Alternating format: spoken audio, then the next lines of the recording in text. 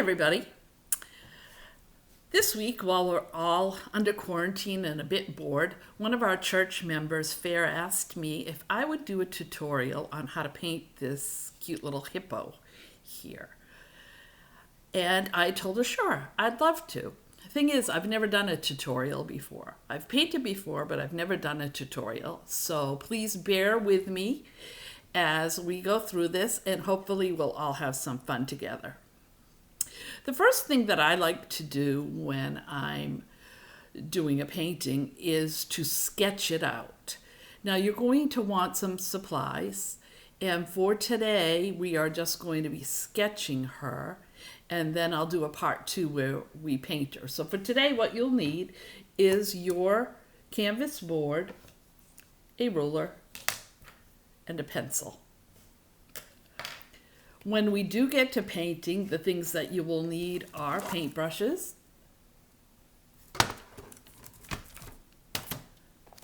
paint,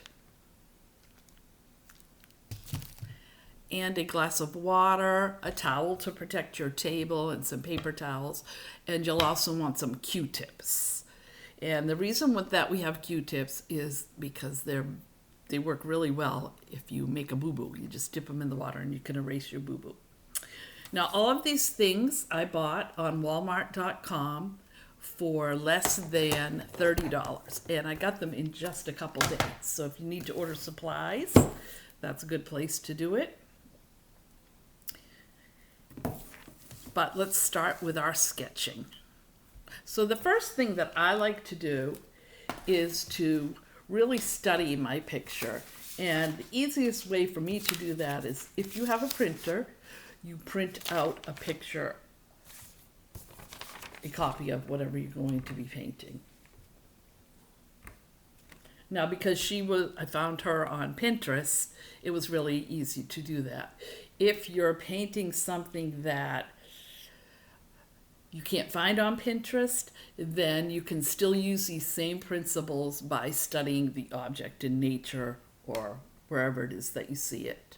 But for today's lesson, print yourself out a picture or just really study this one as we're going.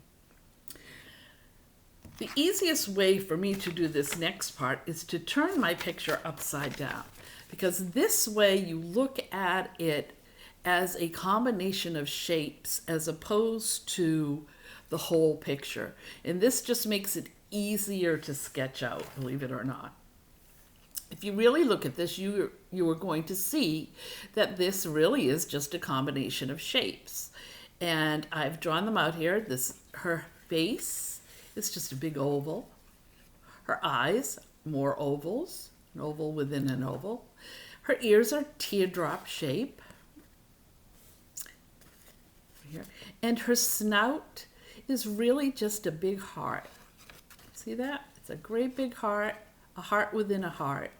And then her cheeks and jowls here.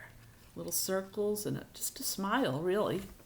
Her body, if you start right here at the end of her snout here where her mouth is, and you go out like this, you'll see it's really just a big triangle. And that's how you're going to start to draw her. I like to measure. If you're good at freehand, go ahead and do that. But for me, it's easier to measure. So I'm going to get myself set up here and show you just how I do that. You're going to take your canvas board and a piece of paper. I'm just using computer paper.